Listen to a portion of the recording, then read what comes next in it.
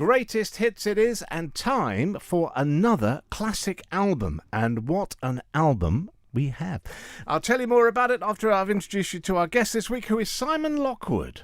Hello. Hello, everyone. Nice to have you here. Now, just in case you don't know Simon, well, if you don't know Simon, you probably don't play the guitar, because I don't suppose there's many people who play the guitar a lot who don't know you. And why would that be, sir? Well, I'm the guitar doctor, really. You are the guitar doctor on the Isle of Man. I mean, there may be others, but you are the man. When did you get into looking after people's guitars? When I was originally learning guitar myself, I found I wasn't a natural. And I read that it was easier to play a guitar that had been properly set up. Yeah. And as I'd always been a hands-on person, I read some magazine articles, bought some books, and set about learning how to do it. Originally, it was something I did on my own collection and my dad's guitars and my friends. This is a hobby.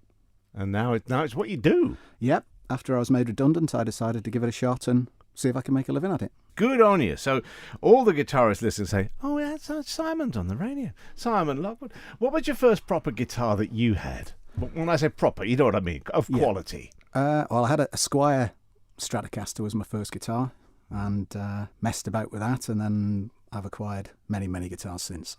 Yeah, I'm not telling you how many I've got, and you don't have to say how many you've got. I know we're both a bit dreadful when it comes to saying goodbye to them. Now, musically, does this naturally mean you're drawn to guitar music, or is it a broad palette for you? No, I'd say definitely guitar music is my thing. Yeah. Though I do like lots of other things as well, but that's the biggest thing for me. In terms of players, then, who are the guys in any genre you like that you say, oh, I love what that person does with the guitar? Glenn Tilbrook out of Squeeze. Yeah. He is some guitarist. He's probably the most underrated guitarist that Britain's produced, more noted as a songwriter. But I've seen him play in Douglas Promenade in what used to be the Venue, and in the middle of his own gig, played Jimi Hendrix on a 12-string acoustic. Wow. And wandered around the audience while doing it, and it was like amazing. Yeah. I wasn't expecting that. There you go. See, always expect the unexpected. Tell us which album you've chosen, Simon. I've chosen Parallel Lines by Blondie. What an album. What a band. It was just like it happened then. I think it was the third album, their third, I think so. And it was the one that really just broke through everywhere, didn't it? Yeah, they were much bigger in the UK at that point than they were back in America. Yeah. But that's interesting because you mentioned Hendrix. Same thing happened to him. He got a lot more famous in England before, and then took it back to the States. Yeah. In the 60s, I guess, late 60s. Yeah. Yeah. So we're going to start off. Obviously, getting down to 4 tracks is tricky. Where are you going to start? Hanging on the Telephone. Okay. Why that one? It's the first song I remember from Parallel Lines. I'd fallen in love with Debbie Harry. Yeah, me too. Me too. You can't have her. She's mine. When Blondie did Denis on Top of the Pops off the previous album, yeah. that was it to me. I was about 9.5, and I was old enough to go out with her. Oh, but I never did. But Hanging on the Telephone was the first song I remember from Parallel Lines, despite it being the third single, and I've always loved it. All right. Let's start off the week with this. Parallel Lines, the album. Simon Lockwood, my guest from Don't Fret. We'll talk more about guitars later. This is Hanging on the Telephone. I'm in the phone book, it's the one across the hall. If you don't answer, I'll just ring it off the wall. I know he's there, but I just had to call. Leave me hanging on the telephone. Leave me hanging on the telephone. I heard your mother, now she's going out the door. Did you go to work or just go to the store? All those things she said I told you to ignore.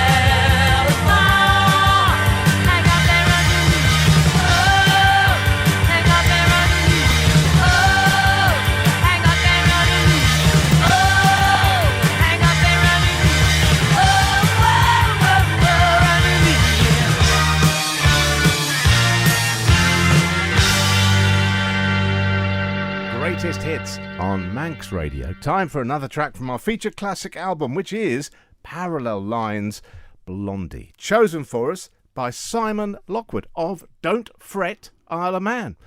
If you're going to look after guitars, Simon, you couldn't have a better name for your business. Well, it just came to me. Well, it's stuck. It's marvellous. One thing we didn't mention, yesterday we played Hanging on the Telephone, and I didn't realise that was actually a cover version. Yeah, it was written by a band called The Nerves. They never really had any success, but Blondie did it and made it their own. Probably most people don't even realise. I'm going to have to dig that up. Paul Corkish, if you're listening, help me. He's got an album, ridiculously sized collection. I'll have a go at him. Like we have guitars, he has records. Oh. Lots of. So, let's go back to guitars for a minute. When we were talking about guitarists, you surprised me by talking about Squeeze and your man Glenn. You know, just incredible. I've seen Squeeze a lot. I mean, he's great, but I never realised that he was, there. Oh, yeah. He can really play. Yeah. Who else would you put in your list of great guitarists or people you love to see play? I do like a bit of Noel Gallagher. Do you? Oasis, yeah. So we get him sat down there. Not a revered guitarist, but I like the noise he made. Yeah. I'm not a man for virtuoso performances like Steve Vai, Ingy Wilmstein, any of those sort of things. Not for me, but something melodic. Yeah. We love surprises on this show, ladies and gentlemen. Now, we were lusting after Blondie when she came out, as indeed most boys were at the time. It cut through so many different genres, because we'd had punk. Punk was just about sort of burnt out by the time they became big, although they were sort of in the new wave punk era, weren't they? They started off as very punk in New York, to be honest, but apparently they weren't musically very good at first. And this album that we're listening to, Parallel Lines, was very much polished by the producer, and he kind of polished the rough edges off, and it was a massive success. Yeah. Now, when you were busy choosing this album, I know you chose it a long time ago, because we talked about it. Who else, other bands, could have been in the mix for this? Definitely Squeeze. Argy Bargy? Argy Bargy, All Cool for Cats. Yeah. Any of the sort of album 2, 3, 4 and 5 for me, Yeah. before they split up the first time, they are all gold to me. Yeah. The first album, a little bit like Blondie's first album, not quite there. I particularly like Delamitri as well. Their second album, or actually the third, but the second successful one, that's another one I Great could band. listen to forever. Great band. Let's get on to tonight's track. Where are we going tonight, Simon? Tonight we're going Heart of Glass, Oh, another massive single. their first UK #1 hit, Yeah. and it's totally different to Trevor Nelson album, but I love it just as much. Here it is.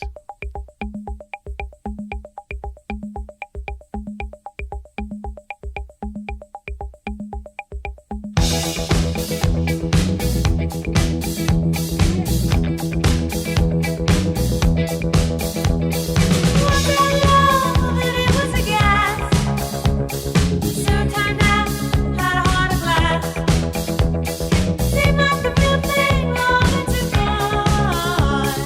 Don't you mistrust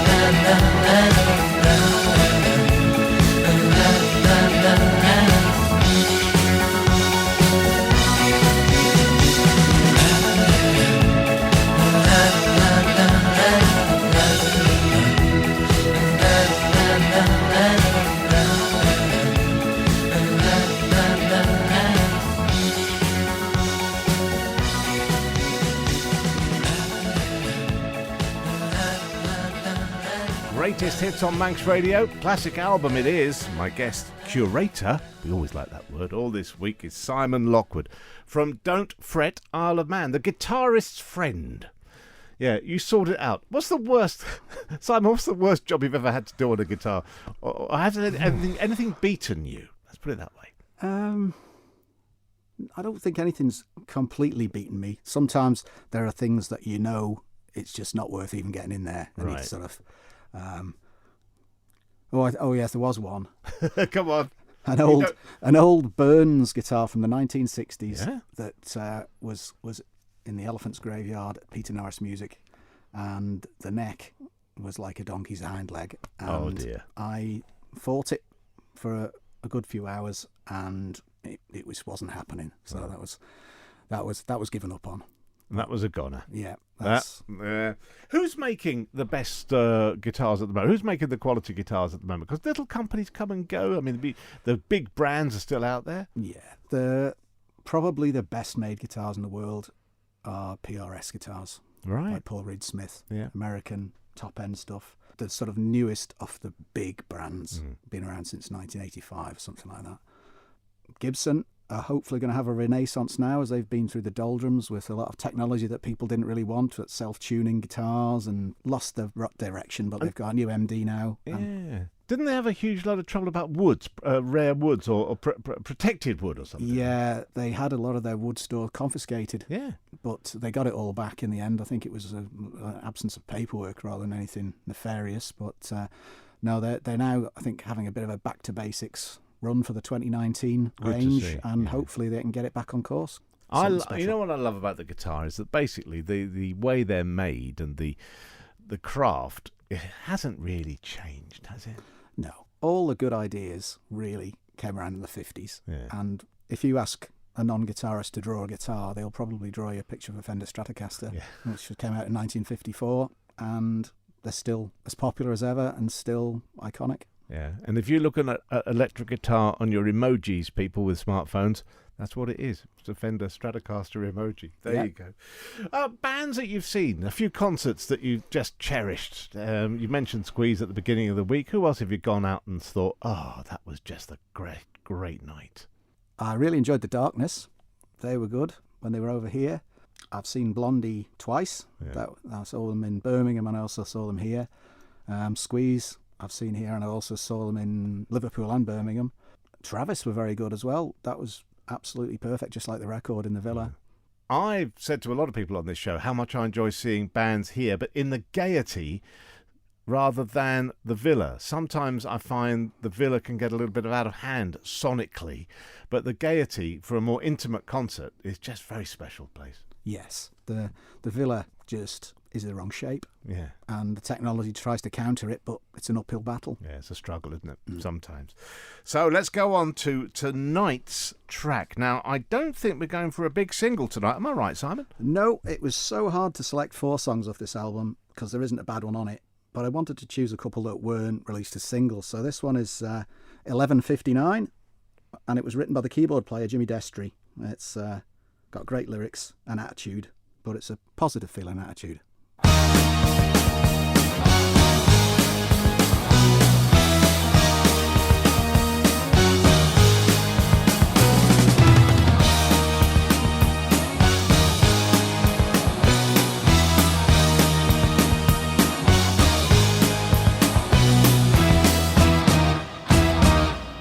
Leaning in your corner like a candidate for wax. Sidewalk social scientist, dumb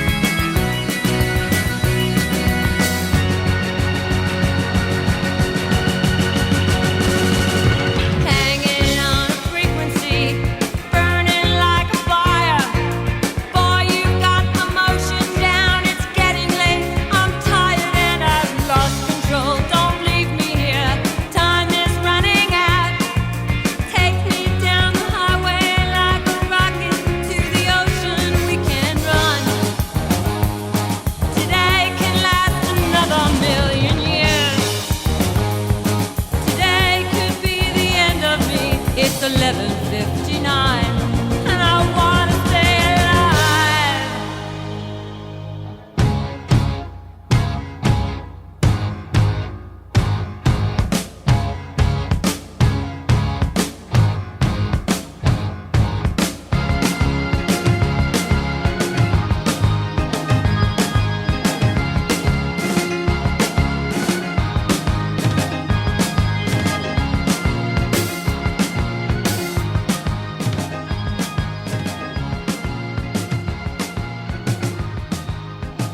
Greatest hits on Manx Radio with the classic album feature, and my guest all this week, Simon Lockwood. Simon, and we come to the end of the week already.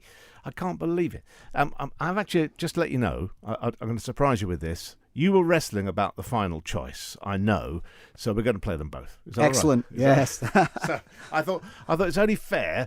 Hours I've spent deliberating. Exactly. So we're not going to push it. We're going to play them both. We'll come on to the first of those two in just a minute.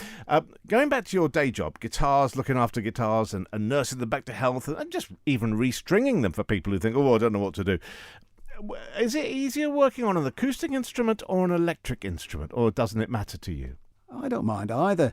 Acoustic guitars have less adjustments, but the adjustments you have are more permanent and you have to get it right. With electric, it's generally you can go up, you can go down, you can start again, and with an acoustic, once you've taken the material off something, you can't put it back on, so it's a bit more involved in some ways. Yeah, I get that. Earlier in the week, you mentioned the iconic Fender Stratocaster. Why is it that some of those early electric guitars go on auction for tens, hundreds of thousands of pounds? Surely they can't be that much better. Is it just the scarcity of them? Yeah, in the 50s Strats, the production was so much lower. There are less of them around. Yeah. The 60s was the baby boomers years. Everyone wanted an electric guitar post the Beatles in America or the UK, and they just made far more of them. The market was massive. What really makes things hugely valuable is artist connections. So Eric Clapton's Brownie or Blackie fetched huge sums. Yeah. I think Blackie was at one point the most expensive guitar ever at auction, which Wow. was over $1 million. It must be something when a guitarist gets their name put to a really big guitar, like the Gibson Les Paul, Mr. Les Paul, Yeah. and that's become one of the biggest selling guitars on the planet. Absolutely. But the thing with Les Paul is he was really far more influential in production and new technology, multi-tracking. He was one of the first people to do that. Yeah. His playing, he was very big for a short time, really. And I then think rock and roll knocked him on the head in the mid to late 50s. he then was out of the picture, but his technological advances have been massive. So let's go back to the album. I say we're going to let you have two tracks tonight. Parallel Lines, the album. The first of those two is going to be what, Simon? It's I Know, But I Don't Know. Okay, what made you choose this? This was written by Frank Infante, who played bass on the previous album, but moved to guitar, which was his first instrument on this one. And he's probably not as well known as Debbie Harry and Chris Stein, so I thought he deserved a shot. And it's got a wild guitar solo in the middle and a great bass riff just after it. So, and it's classic guitar riffy Blondie all the way through. Hey, you know, I don't know.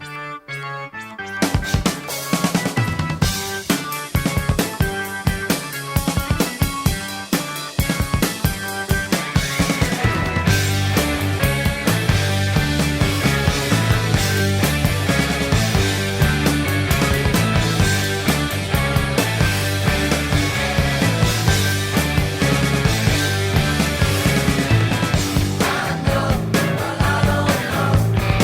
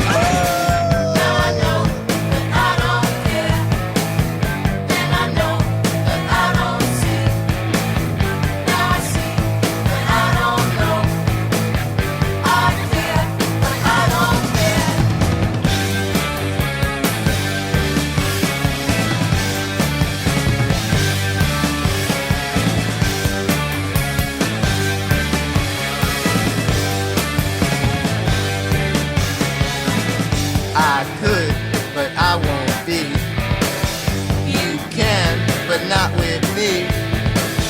It's all a mystery, locked out without a key. Now I care, but I don't care, and I know that I don't see. Now I see that I don't know. I know, but I don't know.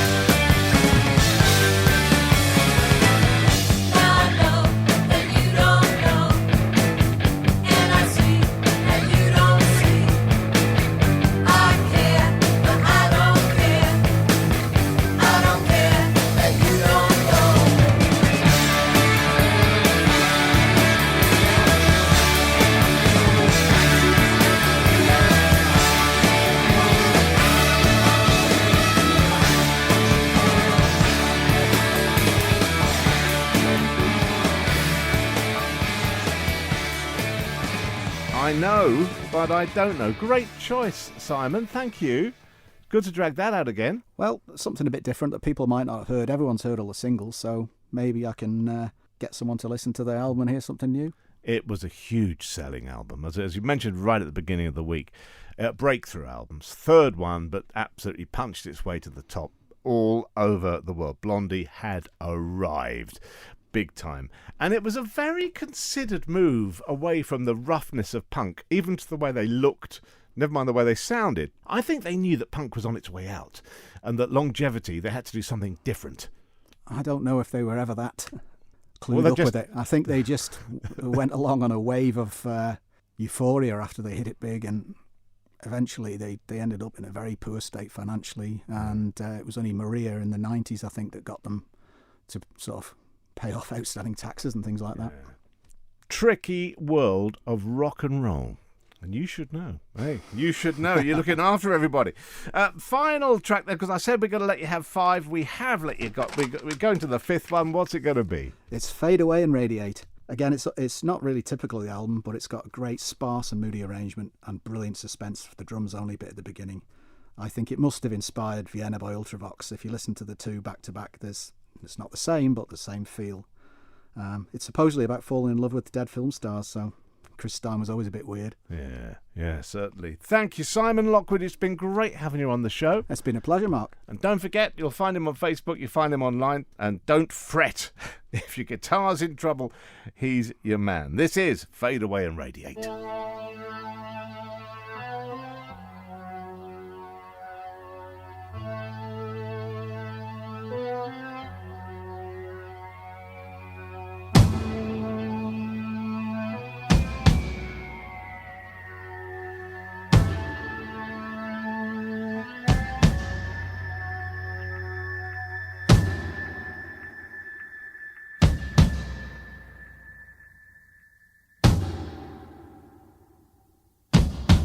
Ooh, baby, I hear how you spend nighttime, wrapped like candy in a blue, blue neon glow.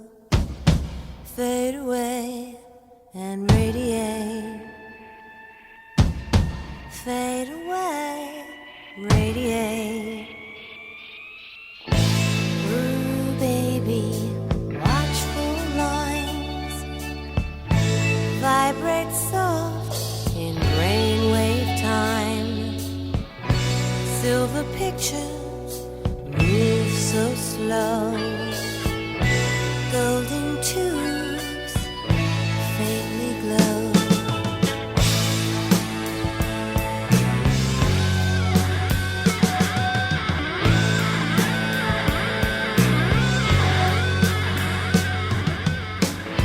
Electric faces seem to merge. Hidden voices mock your words. Fade away, radiate. Fade away and radiate. Beams become my dream. My dream is on the screen. The beams become my dream. My dream is on the screen. Dusty frames that still arrive die in 1955. Fade away and radiate. Fade away and radiate.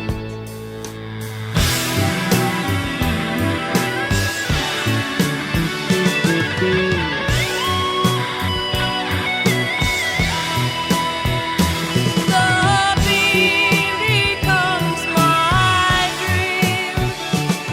My dream is on the screen. Fade away and radiate. Fade away.